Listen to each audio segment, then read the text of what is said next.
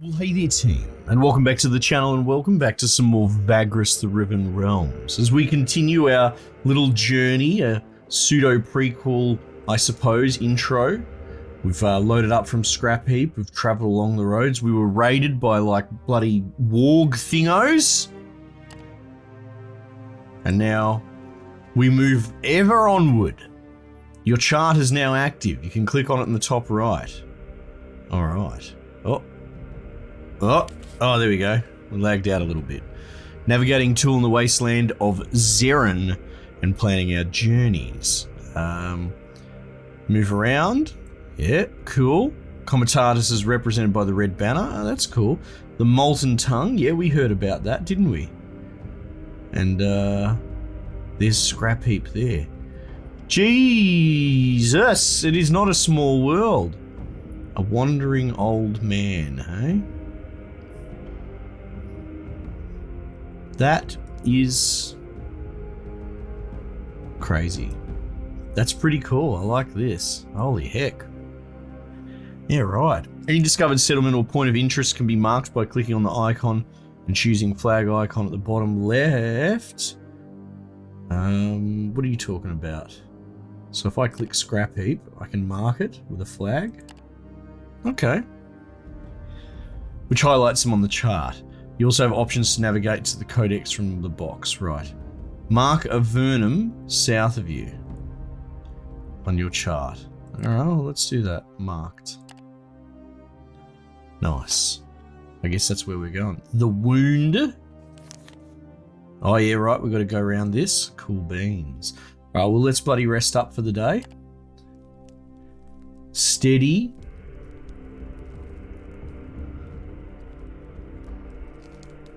Plus max movement. Plus max march. Submissive. No effect. Cost no MP if you're already camping. Or it has diminishing returns. Or I can liberate a slave.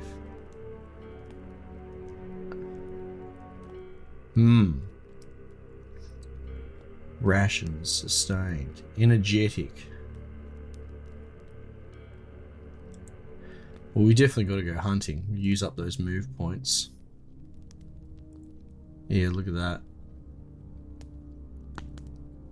Yeah, how are we going for rations? 6 days? Makes me worry. Compliant, keen. Oh yeah, let's do that. Lower chance of ambush.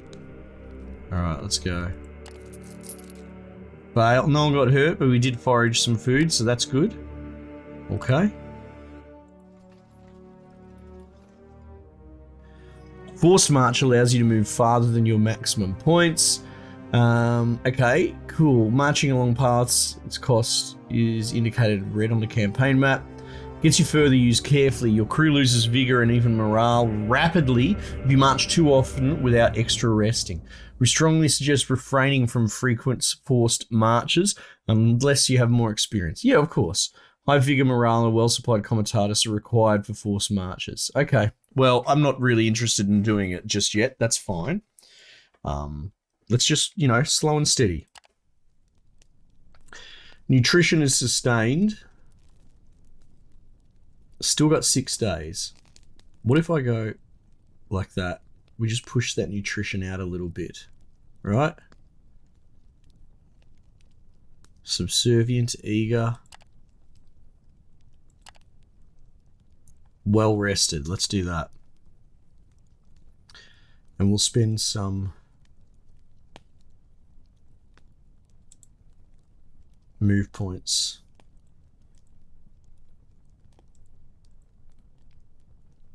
Yeah. No scouts harmed. Okay. Okay. There's your forced march point. Okay, very good. Oh, geez. Wow. Oh, wow, look at this. As the Comitatus is scaling another stretch of black sand dunes, one of the outriders you have sent out to screen your left flank rides in on the line and heads immediately to you. You can see the man is in panic right away from the way he hops off the saddle while decelerating and almost falls over. Before he reaches you, your guardsmen are already setting up a defensive perimeter to the east. You beckon to the beast drivers to halt the line. Vagrus, they are coming! I saw him walking over the dunes. The pilgrims are coming. A murmur of terror washes over the comitatus. Clearly your scout was referring to the last pilgrimage. This group of spectral horrors is known to appear out of nowhere and eradicate even the largest groups of travelers in a matter of minutes. Nobody quite knows what happened to those who encountered them up close, as nobody has ever lived to tell the tale. Some reckless people were reputedly able to take a peek at the otherworldly wayfarers, but during your many years as a Vagrus, you have never met any such person whose story was credible. You know all too well that if your outrider tells the truth, and you see no reason why he wouldn't, the only chance of survival is for you to all run or to hide. Oh no. Try to find a place where you can hide from the last pilgrimage? Make a run for it. Let's make a run for it. Let's go. It's the agents in the Matrix, you know? Scary stuff. You turn the whole comitatus around and make haste westwards at the right angle to the spied direction, in which the pilgrims are reportedly moving. After an hour of hauling ass, you make the line stop. Scouting parties you have sent out saw no sign of the spectral menace. So you turn back and realign with the original direction that you were traveling, headed south-southwest. You lost a lot of time today, but at least now you can say that you have come fairly close to the last pilgrimage and lived to tell the tale. Carry on with your journey. That's a pretty cool thing. -4 movement, right. Okay, well, okay. Steady, submissive, energetic, fresh, sustained. How are we going? 5 days of food? Oh, look at that. We will give them 150%. We'll go like that. And we'll take a day off foraging for the moment. Yeah. Off we go. 3 days food though. Ugh. Okay, hang on.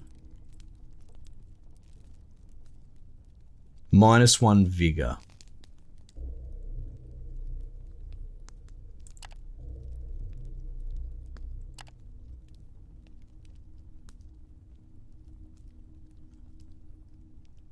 Yeah, let's do that. Fuck. No food. 2 days food, that's not great. The comitatus climbs the last black dune and comes to a halt on your mark. Standing on one of the carts, you spy the horizon carefully before hopping down and convening with your most trusted. Ahead looms the voiceless lake, a place of deathly quiet and utter peril. The lava flows of this particular tendril of the molten tongue cools down here below a tough shell of dark rock, covered by steaming water. Yet the shell is not solid enough in places. It can crack in the blink of an eye and open under one's foot, leading to a sudden scalding death. There are ways to guess where it is safe to cross, but it has to be done slowly and attentively. Your scouts know their way around here, but because the lava changes constantly beneath the shell, they have to rely on finding a new way through every time. The lake is voiceless because everyone has to keep completely quiet. That way, one might hear the shifting lava and the cracking shell just in time to avoid disaster. Your lieutenants agree that crossing over the far side of the shell is still better than going around and into Arenas Negris, however, especially after coming so close to the last pilgrimage a few days ago.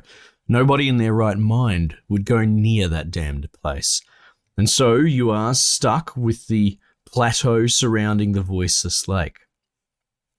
The comitatus attempts to cross over to the other side. I could boost it, but high chance of success, I will take that. Test success, good. Going step by step, and listening carefully to any telltale sounds while sweating profusely, every member of the Comitatus manages to make it through. After hours that felt like days, you can turn away from the accursed lake and head southwards. The crew become animated as you leave the perilous plateau behind, even joking amongst themselves about the constipated silence back there. And you leave the voiceless lake behind. Oh, and increased morale. Good. Remember that time we nearly fell in bloody lava, boys? It's like, yes. It's like, oh, well, you know, morale's increased now. That was fun. 2 days food. I'm going to put us on 50% rations. And we're going to aggressively go out there.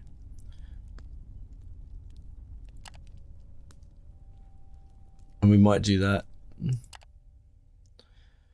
God. I can't win. Or what is this? Just as we were about to leave that damnable lake behind, yes, we heard it. An abominable shriek pierced the air and made us gasp. It came from behind some hills nearby, coupled with the ruckus of battle. The armed women and men, the Comitatus, looked at their Vagrus questioningly.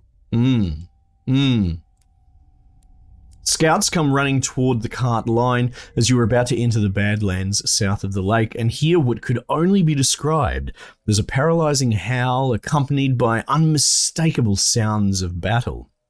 There's a battle going on, Vagrus, just beyond yonder hills. The scout points southeast. Some armed folk are being attacked by bloody undead. A murmur washes over the crew and many of them ready their weapons. Not to give aid to fellow travellers in dire need is believed to attract dire peril onto yourself. Besides, it would be better to fight the undead together than alone if it comes to that.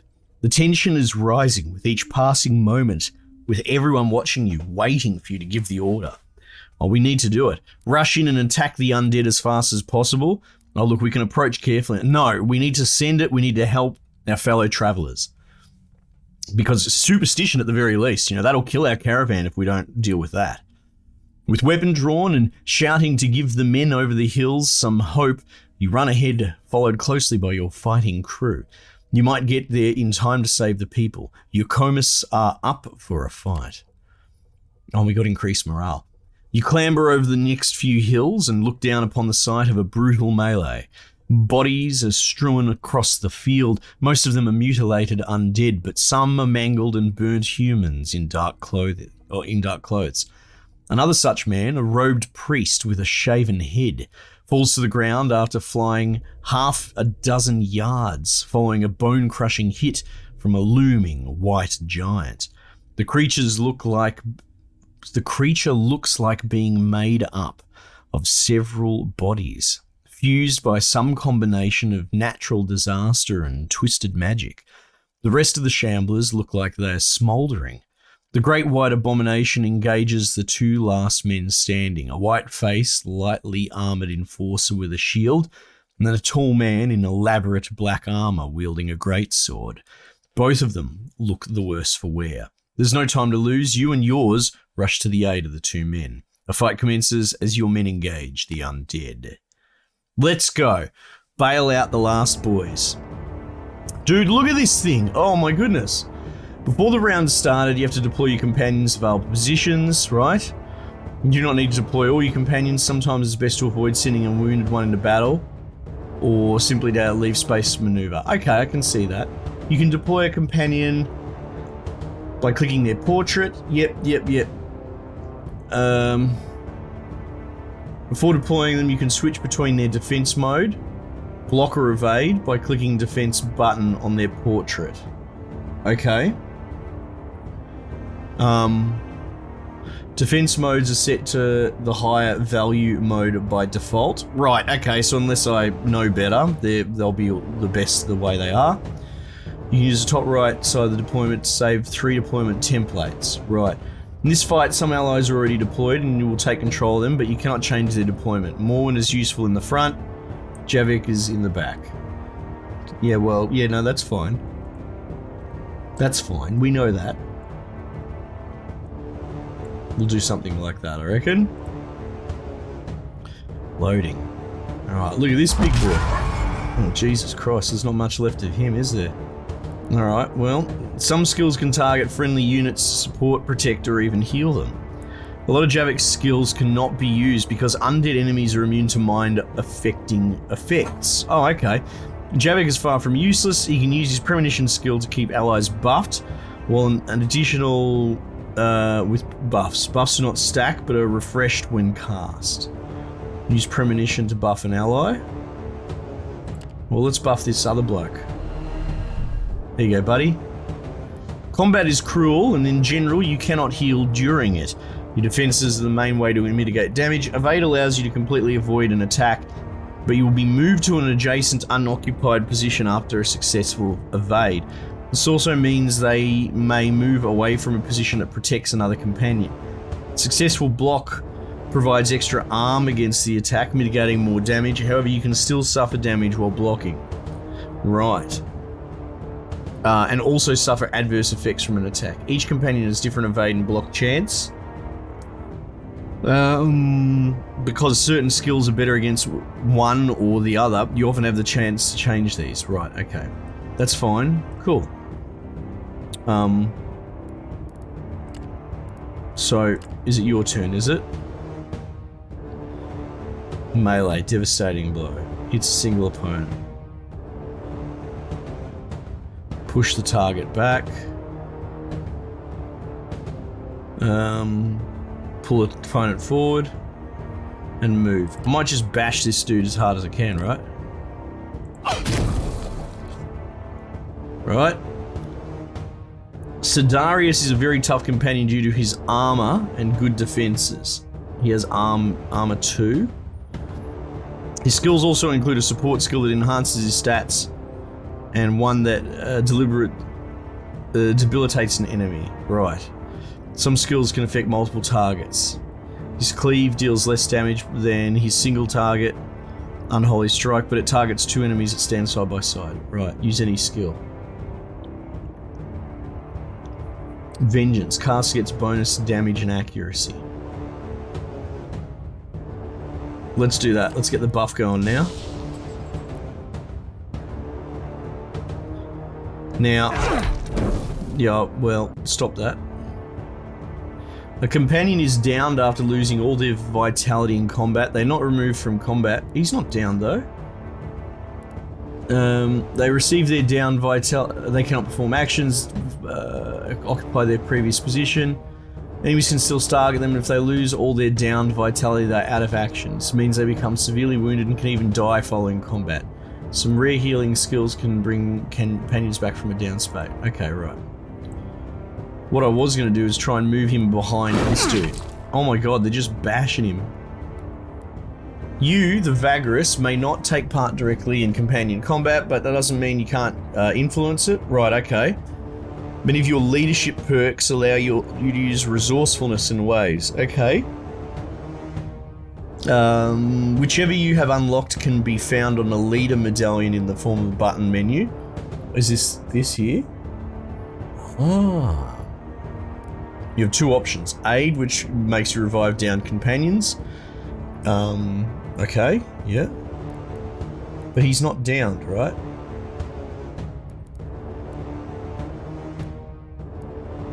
Right.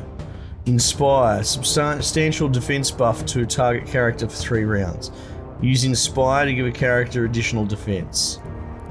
Right. I'm gonna stack this dude even more, to be honest. Alright. Does that work?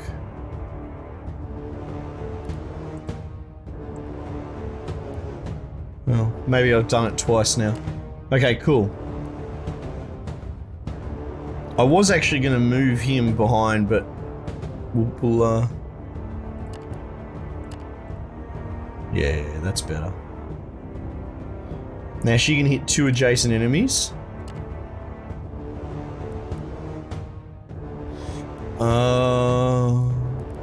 And then she sidesteps. Bugger it, because I'll just push him. Oh, I switched. Okay, that's not so bad.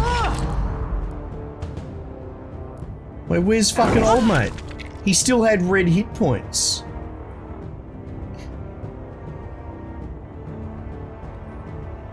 The down state was confusing.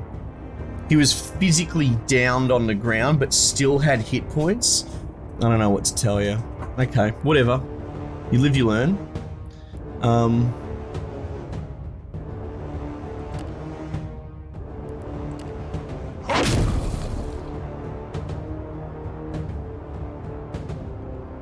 You know what? I could use that strafe again. There we go. Oh, bugger.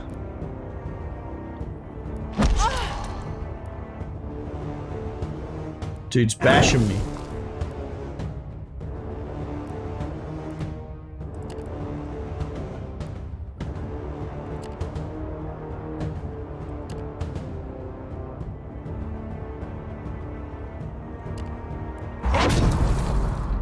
Get out of it.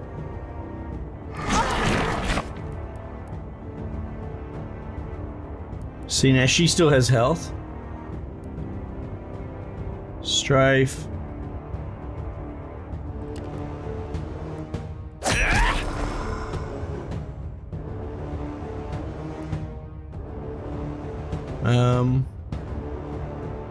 Bane.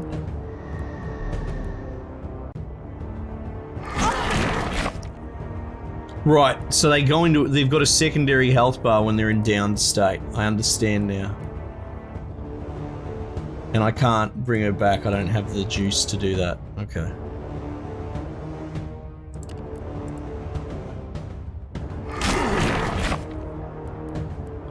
Do I lose this combat? Is this how this is gonna go?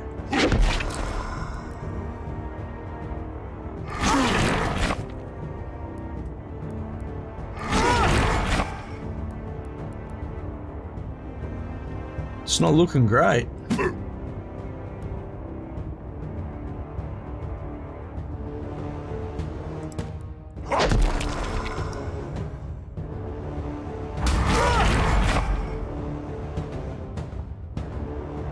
Alright. Plus damage.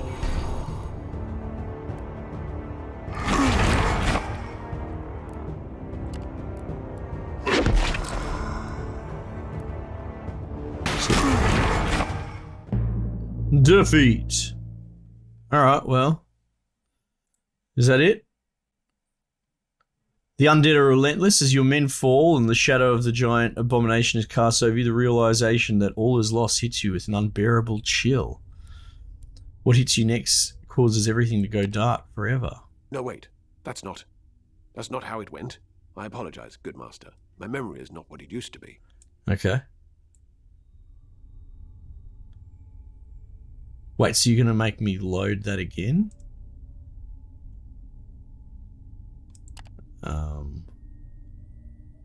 Okay.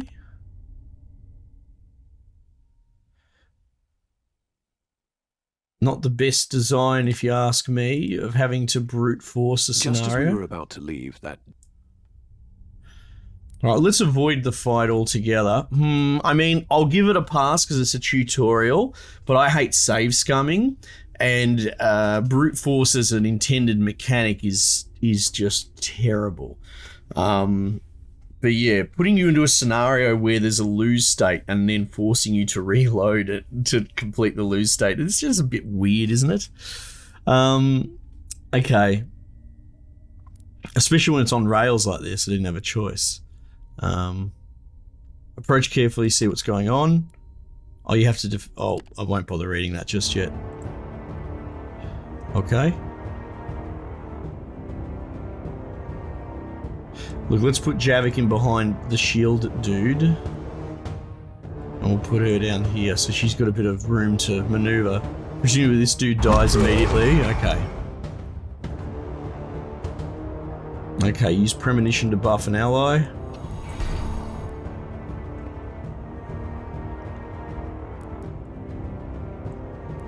Right.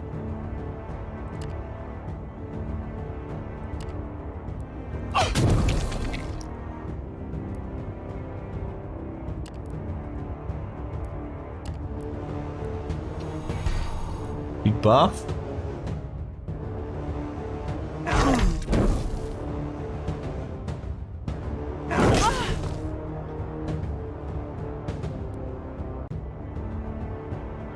Use Inspire to give a character additional defenses.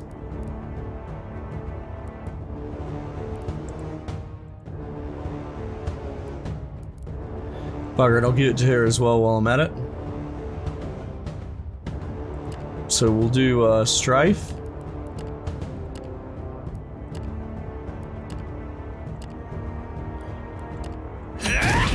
What the fuck? What was going on there? Weird, make me click everything.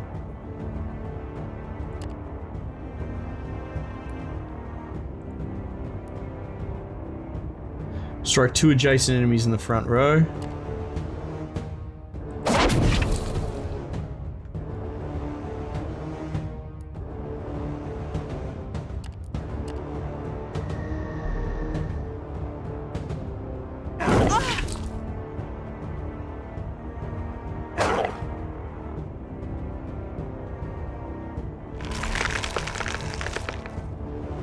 Okay.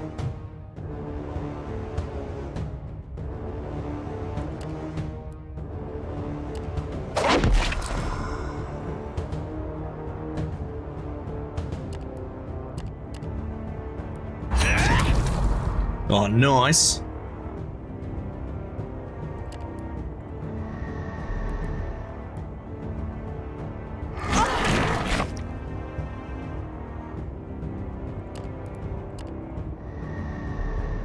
I think we just keep re-upping the premonition, right, as they suggested.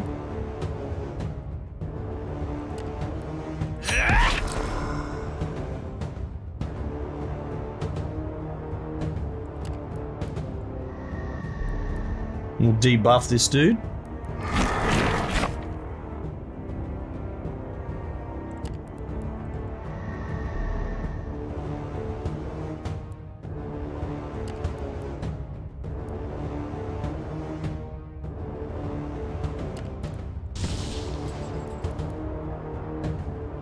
Buff him.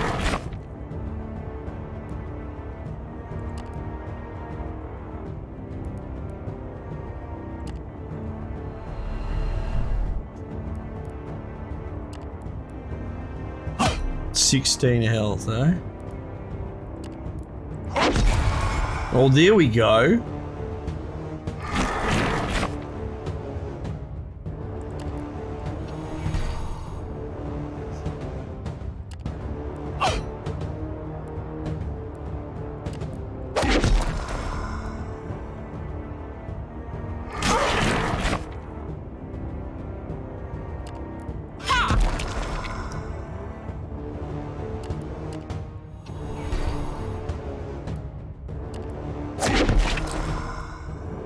Come on, what's he on? 4 health?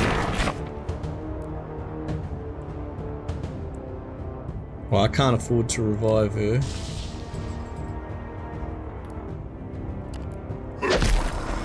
Two health.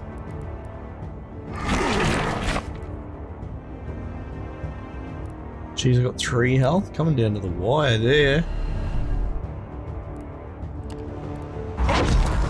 There you go, get out of here, you bloody goober. Oh, okay, cool, I get it. If the lesson is that there's tough combat out there that you can get fisted in, so be it, understood. It is over. The undead finally stopped moving their bodies, lying mutilated all around the hills. The large abomination was hacked to pieces and is now a jumbled pile of ash and petrified bones. Some of your crew also got torn up. There are several wounded and 1 dead. The man in the black armor is the only one of his company who survived the battle.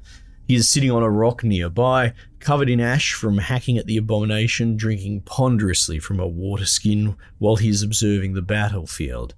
His grim gaze wanders from one slain companion to the other, as if wanting to make sure that all of them are dead. At length, his piercing gaze finds you, and a chill runs down your spine. There is no doubt in your mind that the man and you need to talk. And you walk over to the black armored man and address him. However, can I save? You cannot save during an event and or combat. Okay, that's fine. I'd be curious. -1 fighter. That's right, we lost a man. Right. You walk up to the man and offer him your hand. He looks you up and down in a fashion that suggests mild contempt. His greatsword, forged of steel, lies across his lap. He does not take your hand. You seem to be the leader of this. The man is looking for the word as he eyes the comitatus, this company of travellers. What is your business here? The bluntness of the question, coupled with the man's evident hostility and ungratefulness, leaves you speechless. Perhaps it is for the best. You notice that the man is bearing the symbol of Surgorod, which should make you cautious. Oh. God of vengeance, anger, and malevolence. Oh, okay, I like him. Tell him that you're a trading comitatus traveling south. That you're only a traveling company. I'm a traveling company. Traveling south, I presume. So you turning up here is a matter of utter coincidence, I take. When you assure him it is, he narrows his eyes and pierces you with his gaze. There is a tense moment that seems to take forever. You are truthful, Vagrus. Commendable. The man rises from the rock. He towers over you now, and it dawns on you that the war gear he carries makes him either a very rich or very powerful person in the metal-starved world, or both.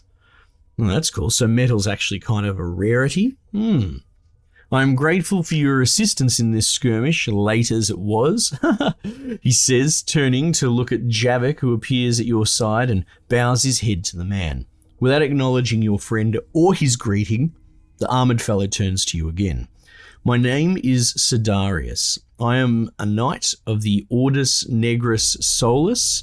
By aiding me, Vagrus, you have aided imperial law. You must have questions of your own. Now is your chance to ask them. Best not to make him wait. Sidarius stands before you, head cocked to the side, his blade resting on his shoulder, awaiting your questions. What he plans to do now? Okay. Ask him about the fight. My company was drawn here with the false promise of finding the hideout of enemies of the Empire. Instead, a large group of undead surrounded us, most likely drawn here by some vile trickery, and we had to fight for our lives.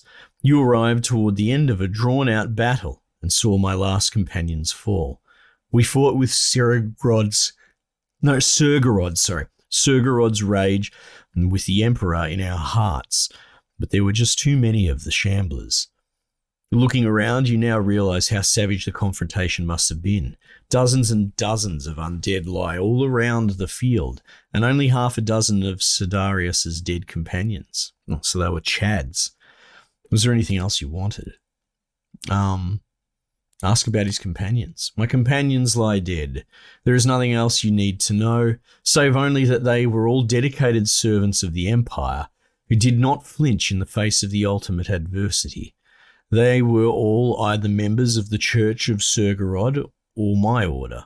I led them here in the hopes of hunting down traitors, but they were betrayed in turn. I will not rest until I avenge such treachery. He grits his teeth so hard you are afraid they would crack. There is an unholy light in his eyes for a few brief moments. By the grace of the Triumvirate, I now have the opportunity to do so. Yeah, right. What was he doing out here?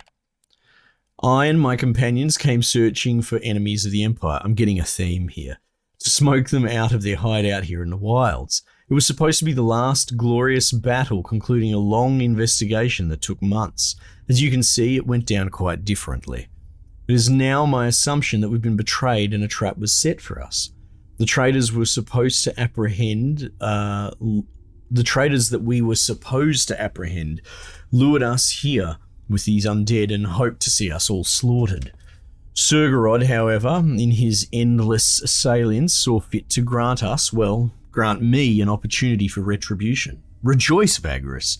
You have been an instrument of the divine, sent here by Surgorod himself to aid me in my quest for vengeance. Okay.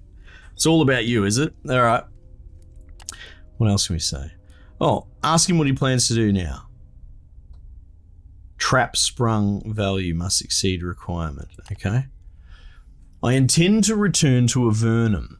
I have to debrief my superiors there of what happened today, and I also want to look more into the lead that ultimately brought me here. Sidarius fixes you with his gaze. Your destination does not happen to be Avernum, does it? You can't help but tell him the truth. You are too well aware that lying to one of the Knights of the Black Sun is high treason. It is the first time you see Sidarius's malevolent smile. Good. I shall join you for the journey. Irafons teaches us to share the burdens of the road. Now tell your men to pile up the bodies of my companions. Burning them without the proper rituals is not becoming such heroes of the Empire, but we have no time for much else. Also, gather all their belongings while you're at it. Make it happen, Vagrus. In the meantime, someone skillful enough should take a look at my wounds. Jesus Christ. Okay, just take over, mate. But it seems like he's a big deal in the ruling power, right? You're about to leave to give the orders when Sidarius calls after you. And just so everyone knows, the danger might still be looming over us. The traitors who I was supposed to find must be around here keeping a distance. They surely would have finished me off had I managed to conquer all the undead myself. I doubt they are going to make a move now that you are here, but who knows what their desperation will drive them to. Though your crew does not like to be ordered around by a stranger, they too agree that the slain should be tended to.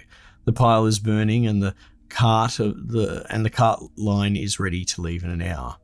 It seems you have to take Sidarius to Avernum. So he joins our Comitatus. As the Comitatus is crossing into the Badlands, you climb onto the cart where the resting Sidarius is sitting in the back. You can see that he is holding something small in his hands and is observing it attentively. This is a fetish charm, one that the kindly sisters and the disciples of Ashkul use to attract the reanimated dead. The knight tosses you a small bone charm complete with arcane writing in black ink and some teeth they attach to the centerpiece. I disabled it, do not worry. These filthy traitors may have used a stolen charm to ensnare my contingent, but I still am anointed in the faith of Ashkul, and I swear they will suffer for this atrocity. You give the charm back to the knight. There is also the matter of the belongings of my fallen comrades. I expect you to hold on to them until we reach Avernum. We'll discuss them there. You nod and turn toward the horizon. Whether you like it or not, you are bound to the knight for the next few days to come and travel on toward Avernum. Right. Surgorodite arms, +1. Okay. The Dark Knight joined us after we rescued him from the clutches of the mindless undead horrors that slaughtered his companions. He was a grim sort, displaying no gratitude or companionship. Yet, we were stuck with him, for a lawman such as the Knight could make his dreadful will ours by command. So we set out, bound for Avernum, the greatest city in the vicinity. Well, that's where we were already heading anyway. Okay, cool. So that drew on a little bit at the end, but that's fine. Hey, more for you guys. All right. Well, I'm enjoying this immensely. Can we see how far Avernum is? Not really. Okay. Let me save their game. Is that going to happen? Save? Oh, that's right. There's no manual saving, but it should save on exit. All right, team. Thanks again for joining me. I might just leave it there for the time being, and I'll catch you guys on the next one.